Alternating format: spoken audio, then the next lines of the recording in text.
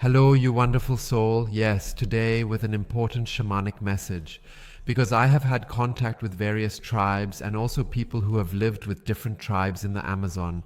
And the question that always arose was, what is the difference between our way of life and the way of life of the indigenous people who are still in harmony with nature? And there is one sentence that stuck with me when I asked a shaman what is the difference between the people living in the jungle whom he knows, and people coming from the West. He stated that the individuals coming from the West are all toxically contaminated, whereas those in the jungle are still in a normal state. And that completely shook me and made me ponder. And the reason behind that is one single thing. And what you can do about it, or what we can all do about it, that's what this video is about. Such an exciting topic. Stay tuned. Yes, these messages don't just come from me, as I've also been to Peru, in South America, in the Amazon, in the mountains, worked directly with shamans there, whether they were the Quiero or Shipibo shamans. And I also have contact with the Huni queens, who have visited me here in Germany. A tribe from Brazil, also living in the Amazon, and I have received a lot of messages from the Yawanawas, all of which have had an impact here. And you can see it everywhere the same, that we need to learn to turn around in our society. And what this means for you personally right now, I'll address that here. Yes, at first glance it sounds very sensational. You are all toxically contaminated, we need to turn back. However, regrettably, it truly strikes the nail on the head. The thing that the shaman informed me, that was Arturo. He explained to me that when individuals approach him, the sessions he carries out to release them from negative energies are extremely intense, to the point that, for instance, the initial shamans who collaborated with Westerners were astonished. They believe the devil is innate, so essentially numerous intense energies became operational in that location. That people were shouting, flipping out, so to speak. And that's something the people living in the jungle are not familiar with.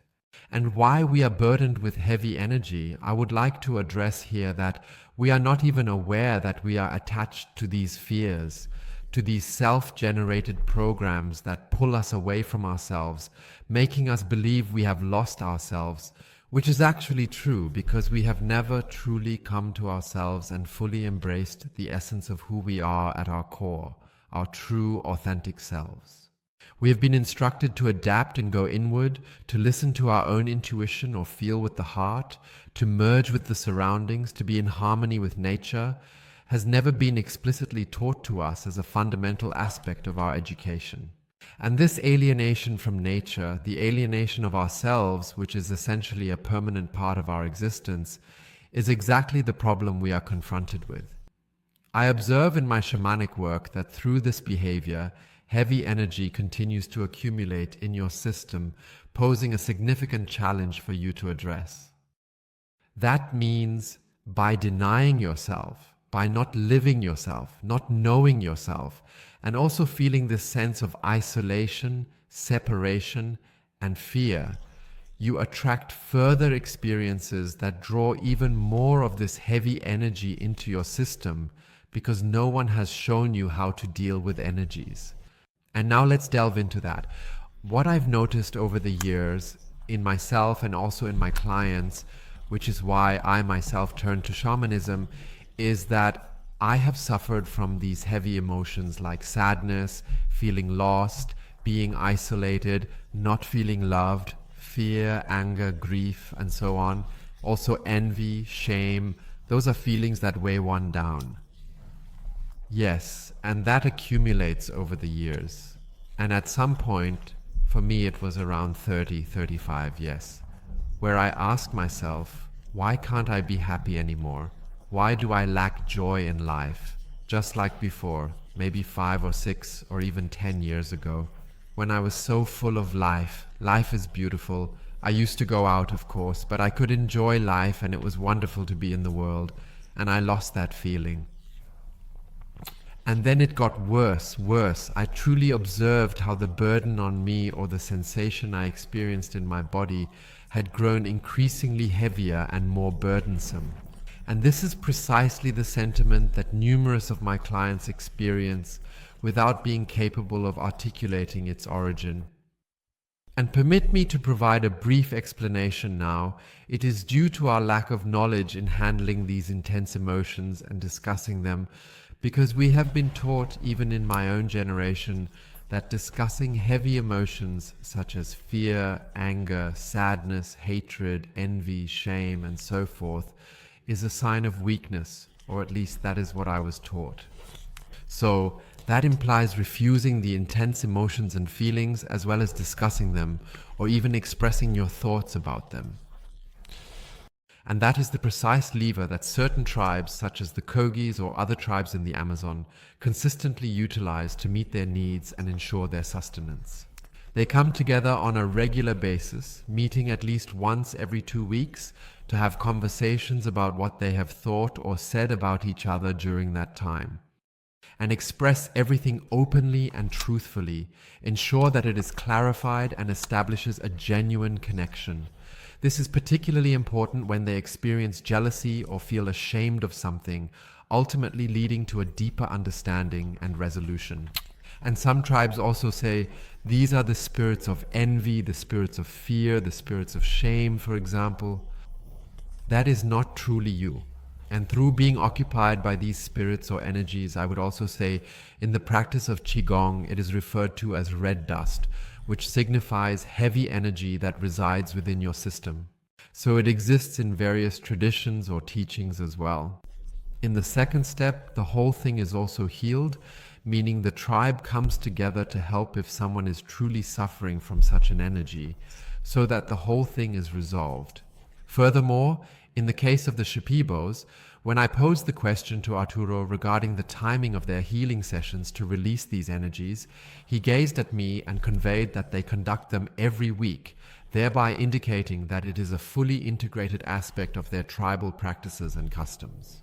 And this also has other aspects which I will address at a later point in time. However, with the Shibibus, the shamans at least have the ability, and the culture is designed in such a way that they can utilize their songs to eliminate these blockages and specifically target these heavy energies for removal. And I had the privilege of being present in the jungle with them for a duration of just under 3 weeks. And it was extremely, extremely, extremely impressive for me. Indescribable is how I would describe it. It completely shattered my perception of reality, because I used to think that in the world, in Germany, or even in Europe where I live, that ultimately that is the truth for me, and that's how reality works. And when I delved into that, I initially recognized that reality can be highly distinct, and that there are entirely different approaches, techniques to alleviate burdensome energies from our system. It is also consistently asserted that in the community where they reside, not such significant issues emerge, that it merely evolves into a societal problem. Because as I describe it, like waves on the ocean, the waves are already calmed, almost pacified, before they build up into a gigantic wave and unleash their immense power upon the shore. And that is precisely what we are grappling with at the moment, if I transfer this to our society, that we still harbor these energies within us. And what I have noticed is that it inherently necessitates a valve in order to effectively deal with it in a natural manner. And what have we learned in our society at present? That we either flee from these emotions, repress them, or search for a way to let them out, because we are no longer able to experience or endure this pain. That we desire to numb the entirety, and that leads the entirety into addictions, dependencies, whether it is alcohol, drugs, or other things. This is also a problem in our society because we are so attached to this heavy energy source. And if I now go deeper into it shamanically, it means that these energies are not just lifeless energies where one would say, well, then I'll just let them go. These are living energies, meaning elementals, also translated, which we experience negative effects from.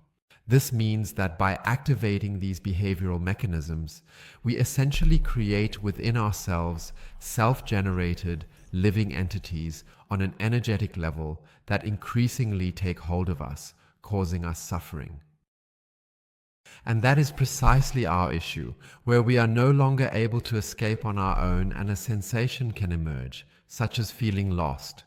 I am unable to do it on my own any longer, because at the moment there is no one who can truly provide assistance to you. Because I have also experienced that individuals have already attempted various things on an intellectual level. And at the beginning I was also very skeptical about it, because with energy, meditation, spiritual realms and so on, when I started this journey to go deeper, to follow the shamanic path, I was very, very, very skeptical. And I have always desired to experience it myself, to want to experience it, to prove to myself how it feels, before, after, or depending on which exercises we have done, with sometimes frightening experiences where my entire worldview has completely changed, because ultimately I have now proven that such things exist. And I also feel that we are ashamed when we find ourselves in a certain form of dependency, in whatever way it may be, and unable to escape on your own. But you don't need to feel ashamed, or do you? If you feel addressed, no need to be ashamed, because that's how you learned it. And now I want to delve a little deeper into that. Naturally, on one hand, we have pain we want to avoid, we want it to go away.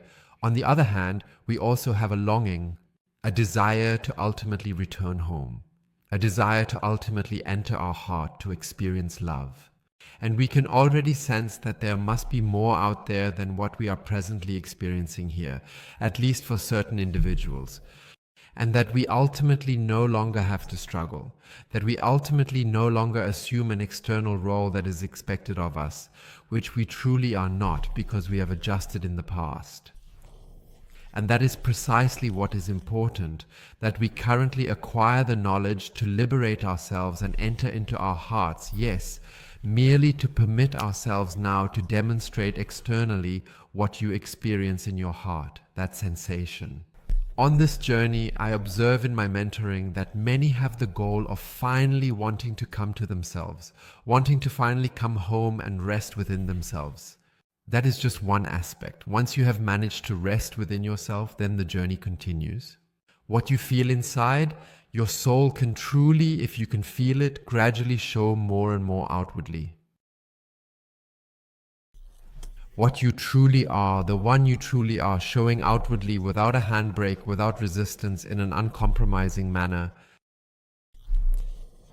That really scares us, yeah, because what happens when we truly do that uncompromisingly, or if you do that uncompromisingly now?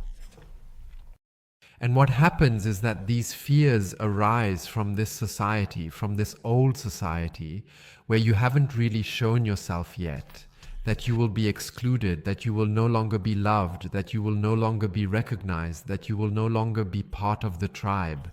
What is truly unfortunate is also to be lost to a certain degree. And those are the genuine fears as well. But what if I inform you that it is feasible, that you have the capability to form a selected family around you with individuals who are aligned just like you, according to your own values that resonate just like you? And you can always choose who you want to live with or in which corner, if we take Germany, for example, or other countries as well, where you want to live your life. You're not a tree rooted in place and now you're exposed to what's around you. No, you can completely change yourself. And now it may be that your mind rebels and says, yes, what Riedel is saying, he's just talking. That's not possible at all, because... And then you may also enumerate reasons why it is simply not possible. Why you must assume this role, why you cannot live as your authentic self, why you may also be unable to escape from your previous surroundings. And this is what the mind naturally convinces you of, that it provides justification for the belief that you can only live the old life you are currently leading and that everything else is not possible. That is true from the mind's perspective. That's why I want to make you aware now. I know these two voices. One is the mind, which we just discussed, and the other is your heart, where you can already sense that there must be a greater amount of depth and meaning. However, I do not have the courage, yes, and I have already encountered these changes on several occasions in my life, and naturally, I have been faced with these fears. However, I have also been faced with an extraordinary existence that I could never have envisioned from that vantage point in the past, because my previous mindset was only acquainted with the former way of life. And my heart could already perceive the way in which the new life can be felt and experienced. And to trust this call so that you take these steps, to live yourself more and more step by step, and to make your vision, which you carry in your heart, a reality that is the way and ultimately liberates you. And of course, there are different resistances and barriers that hinder you from living as your authentic self. It begins with the heavy energies we discussed earlier, so you must release them to a certain degree. After that, it is about having faith in your vision and your inner strength, because the most significant issue we face, which I personally experienced, was a sense of inadequacy, a lack of capability, being too weak, and so forth. And it's precisely because I was still a child back then, trapped in an adult body. I had to land shamanically first to free myself from this childhood state and to become spiritually mature, to take responsibility and also to show my power and to develop a positive feeling towards my power. And I had to learn that myself as well, because nobody showed me. And that ultimately forms the foundation to live more authentically as yourself. The entire process is naturally a change. It's not a switch where I say, now I have confidence, now I have power, now my life is... However, it is a gradual process of change, where you also give yourself the necessary time to change, to transform your life, to move further into trust and so forth. When it comes to you specifically at this moment, these would be the tips that are meant for you personally. And now let's take the next step, what our society aligns with, our community, what values we live by. So we have a disconnection from nature, we have constructed an artificial world, we encounter the problem of power, we are also subjected to control.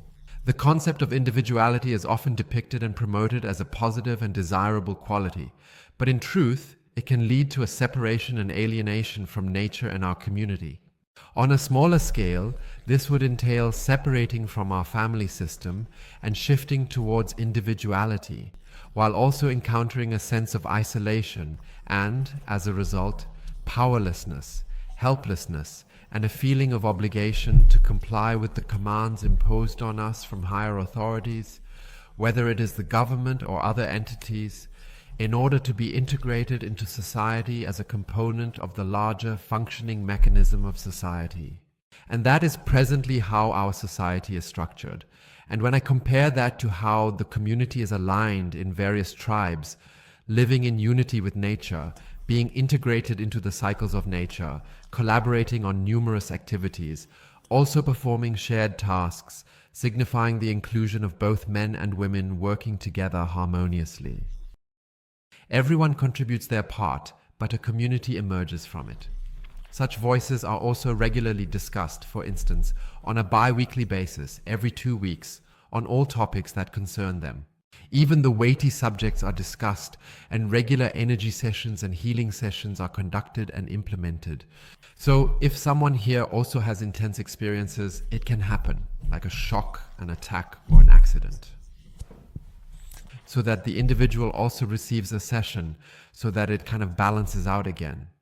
And the ultimate goal is stated as the community and the love within the community, the acceptance, tolerance, and unity with nature, harmony with nature, are of utmost importance. And that reminds me of a quote from a shaman who was asked how he makes decisions.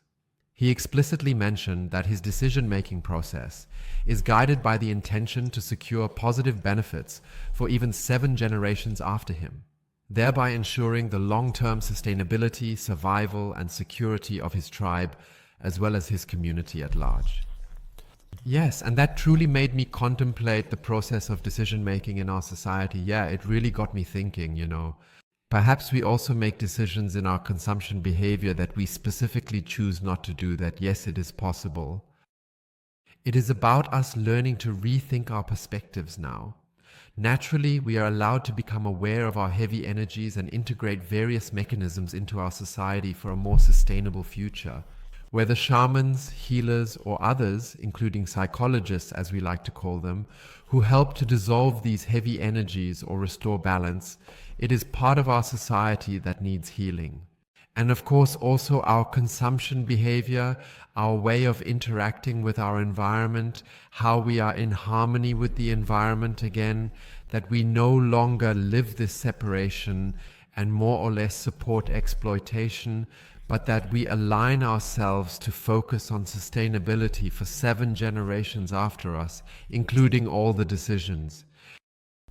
And what is also a crucial distinction is that if we take into account such tribes who seemingly have no knowledge about world events, who are completely self-sufficient and only have awareness of their small universe, where maybe some may scoff at the whole thing because we're so educated and well connected in the world and we know where everything is happening and so on.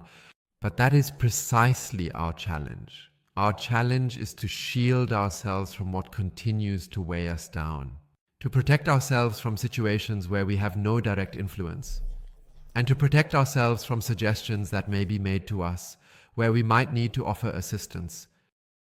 No objection to aid, yes, but I'm asserting if we aim to try to save the entire world, to try to save each person in their individual issue,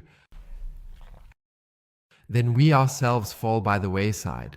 Therefore, I firmly believe it is highly advantageous if we further develop an awareness of what we can do in our region, in our tribe, so to speak, to improve the world, to integrate our sense of life, and to bring back the joy of life that has been lost along the way.